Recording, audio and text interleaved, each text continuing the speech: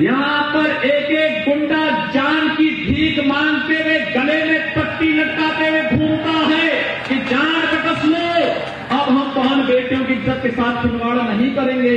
कहा जाता था कि इससे दंगे होंगे, हमने कहा भी जब सरकार आएगी, हमने कहा कोई दंगा नहीं होगा, दंगा जो करेगा उसको हम ठीक कर देंगे। भाइयों बहनों, यहां के विकास की योजनाओं पर तो मैं चर्चा करूंगा ही, लेकिन मैं आपको ले चलता हूं 2017 में। याद करिए 2017 में विधानसभा चुनाव प्रचार अभियान का शुभारंभ मैंने इसी बुलंदशहर से किया था और बुलंदशहर में आकर के तब मैंने आपसे कुछ कहा था। मैंने आपसे कहा था कि वीरेंद्र सिंह सिरोही जी को विधायक बनाइए, भारतीय जनता पार्टी को चुनाव जिता करके सत्ता उत्तर प्रदेश की सौंपिए और मैं आपसे वायदा करता हूं कि पश्चिमी उत्तर प्रदेश में मां बहनों की इज्जत के साथ खिलवाड़ करने की जरूरत कोई नहीं कर पाएगा। तो मैंने आपसे कहा था कोई केराना और कांदला की घटना करने का दुस्साहस नहीं कर पाएगा, कोई सचिन और कोई गौरव फिर से अपने आप को बलिदान करने की आवश्यकता नहीं महसूस होगी। और आपने समर्थन दिया, सहयोग दिया। आज आपने देखा होगा पश्चिमी उत्तर प्रदेश में बहन बेटी और हर नौजवान, यहां का किसान अपने को सुरक्षित भी महसूस करता है। दंगाइयों को कहां भेजना है ये सरकार ने पहले भी नहीं तय कर दिया था। दंगाई वहां जा रहे हैं और एक एक माफिया के घरों में और उनकी अपूर्व संपत्तियों पर चल रहा बुलडोजर आज इसका प्रमाण है।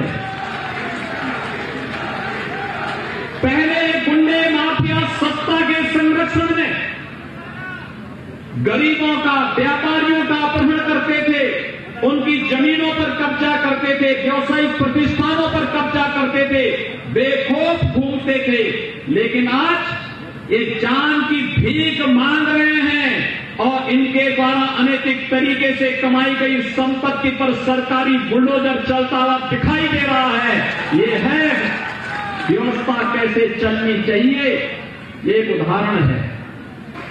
जो लोग जातिवाद की राजनीति करते हैं इनको आईना दिखाइए और बोलिए इनको कि तुम्हारा जातिवाद यहां पश्चिमी उत्तर प्रदेश को माफियाओं के जंगल में धकेलने के लिए, केराना और कांदला से व्यापारियों को पलायन करने के लिए और मुजफ्फरनगर में दंगों की श्रृंखला को खड़ा करके किसी सचिन और किसी गौरव को, किसी निर्दोष सचिन और गौरव को निर्दोष मरवाने के लिए तुम्हारी जातिवाद के नारे होते हैं। तुम्हारा जातिवाद नहीं चलेगा, बल्कि यहां पर भारतीय जनता पार्टी का विकास और राष्ट्रवाद का नारा चलेगा।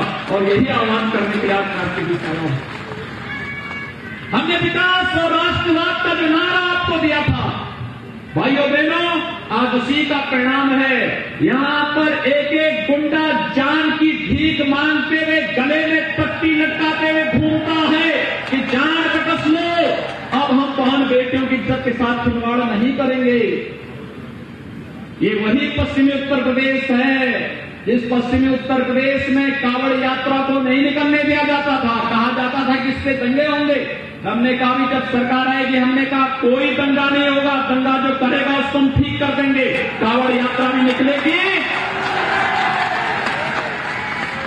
और साथ साथ हम लोग हेलीकॉप्टर से पुष्प वर्षा भी करेंगे। पता नहीं किस कांवड़ यात्रा के रूप में भगवान शिव स्वयं आए हैं, पता नहीं किस रूप में आए हो। और मैं फिर आपसे कहने के लिए आया हूं, भाइयों बहनों, 2014 में देश के अंदर राजनीति की धूरी को बदलने का कार्य प्रधानमंत्री मोदी जी ने किया। उन्होंने देखा कि देश को जाति के नाम पर बांटने वाले लोग ये तमाम प्रकार के वादों में बांट करके देश को कमजोर करने का कार्य कर रहे हैं। कहां जाएगा इस देश का नागरिक अगर ये देश कमजोर हो जाएगा? कल आपने देखा होगा कांग्रेस के एक सुनामधन्य नेता, उनके पूर्व अध्यक्ष केरल में पीएफआई से जुड़े हुए लोगों से मिलने के लिए जाते हैं। ये पीएफआई क्या देश की नीति है क्या? जो देश में दंगों की एक श्रृंखला खड़ी करना चाहती है, देश के अंदर हर भड़काऊ कार्यक्रम में लगातार जो संगठन लगातार सक्रिय रूप से अपनी भूमिका का निर्वहन कर रहा है, कांग्रेस की सहानुभूति उन लोगों के प्रति है, सपा और अन्य दलों की सहानुभूति उन लोगों के प्रति है।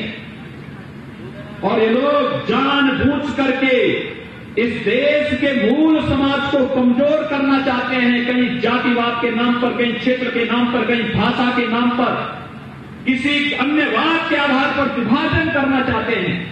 लेकिन 2014 में प्रधानमंत्री मोदी जी ने तब आपको एक नारा दिया था, एक मंत्र के रूप में उन्होंने कहा था, सबका साथ और सबका विकास। अगर उत्तर प्रदेश की गरीब जनता के हक पर कोई डकैती डालने का कार्य करेगा, वो कोई भी अधिकारी होगा, कोई भी कर्मचारी होगा, उसको जेल जाना होगा। और अगर हमारे नौजवानों के हितों के साथ कोई खिलवाड़ करेगा तो फिर उसे भी हम जेल के अंदर डालेंगे। और कोई गुंडा और माफिया कहीं पर सिर चढ़ करके बोल करके अनावश्यक रूप से किसी गरीब को, किसी व्यापारी को, किसी किसान को परेशान करेगा तो उसको वहीं भेजेंगे जहां पर राम नाम सत्य के अलावा कोई और दूसरा नारा होगा ही नहीं।